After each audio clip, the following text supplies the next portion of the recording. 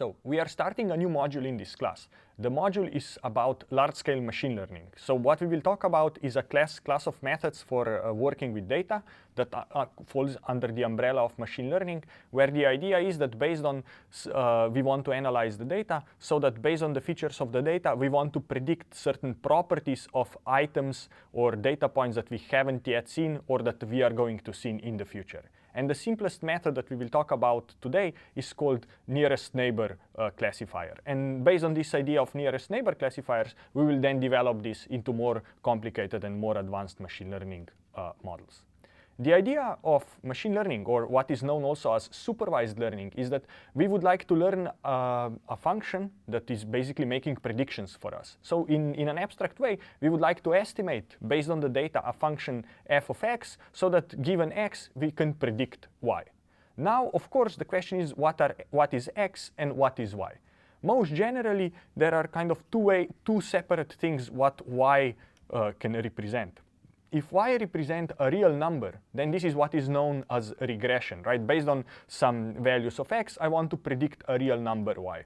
So for example, if I would want to, given someone's age and someone's ethnicity and so on, maybe I would want to predict their life expectancy, then this would be an example of a regression problem.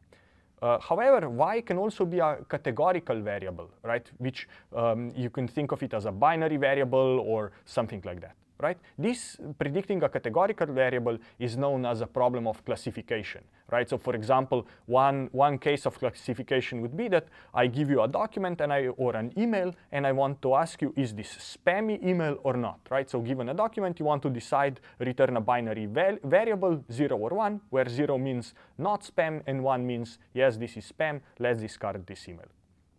Of course, you can also predict kind of more complex objects. For example, you can sometimes, y could be a ranking, an ordering of things, or it could be, for example, if you are working with sentences, y could be a whole parse tree. But what we will focus on in our lecture is mostly on classification. So basically, given a set of x's, decide what is the label, the binary label of every x.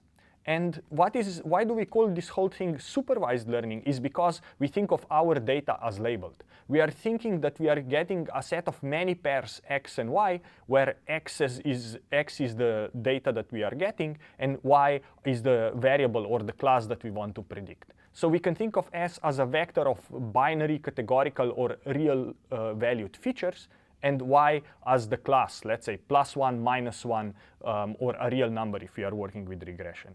And if we think about this case, basically we can think of x as a set of features representing our data point, and y is the property of the data point we want to predict. So if I want to predict spam, then for example x could be a set of words in the email, and y is a binary variable that tells us whether that email is spam or not. If I would want to, for example, model human diseases, x could be a set of symptoms or set of characteristics of a patient, and y could be whether that patient suffers from that disease or not. So this is the first idea, the idea of having a set of features and then having the dependent variable that we want to predict based on that set of features using our function f.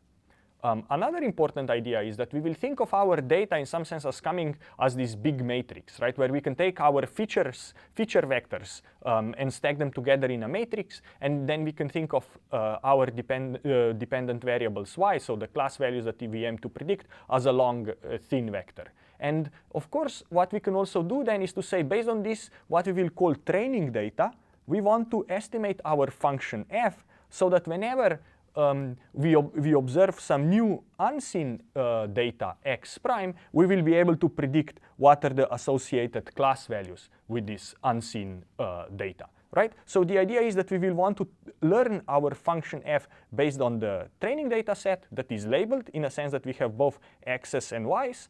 And then in the future, our hope is that we will get this new data set, this we call it a testing data set, where we only know x's, and from x's we will try to predict these y's. So we will always kind of think about the training stage of our algorithm and then the testing or the application stage of our algorithm. So in this module, we will talk about several different machine learning methods where we'll be kind of focusing on large-scale data. In particular, we will talk today about k nearest neighbor, which is something that a method in a class of instance-based learning. And then we will also talk about support vector machines and decision trees. And kind of the main question when working with machine learning methods is how do we efficiently train or build a model based on the data. So in a sense, the main question that arises in machine learning is how do I find this function f that takes the input features and predicts the class variable, right? So learning or estimating this function f is the hardest part of machine learning.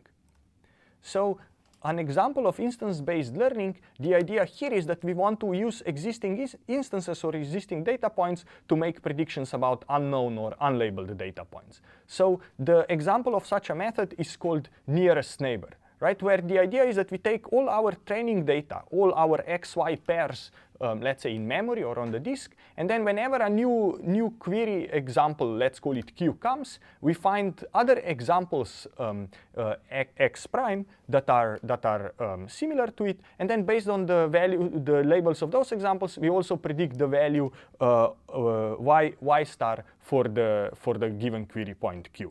So what is interesting about nearest neighbor is that it works both for regression and classification. And if we think about recommender systems, in particular collaborative filtering is an example of a nearest neighbor classifier, right? There the idea was that when a user comes, we find k most similar users to our given query user Q. Then we look at what these other k most similar users, what are the movies they liked, and based on the movies these other users liked, we are making a recommendation to our query user Q. So this is exactly an example of nearest neighbor, where a query arrives, we find nearest data points. Based on the labels of the nearest data points, we kind of try to combine those labels to talk about the label of the query point. The simplest of all nearest neighbor classifiers is what is called a one nearest neighbor classifier, right? Where the idea is that whenever we want to make decide on a label of a given data point, we simply find the point most similar to it and use that label as a prediction. So in particular, when we want to implement a nearest neighbor classifier, there are several things we have to decide on. First is we have to decide on a distance metric, right? How do we measure similarities or distances between data points? So for example, in the case I will show you here is, let's assume we are using Euclidean distance. Then another thing we have to decide is how many neighbors are we looking at? Are we looking at one nearest neighbor, 5 nearest neighbors? How many nearest points do we want to examine? So in our case, let's look at one nearest neighbor. Another important thing is how are we weighing these different neighbors that we are combining together, right? So in this case that I'll show you, we won't worry about this just yet. And then another important question is, how do I then take all these nearest neighbors and combine their values into a single point that I will use as prediction? And in our case, because we are just using one nearest neighbor, all we have to do is just predict the same output as is the value of the nearest neighbor. For example, now if I show you how this works, here I have a simple two-dimensional data set where I can think of the x-axis as the input feature and the y-axis is the value I would like to predict.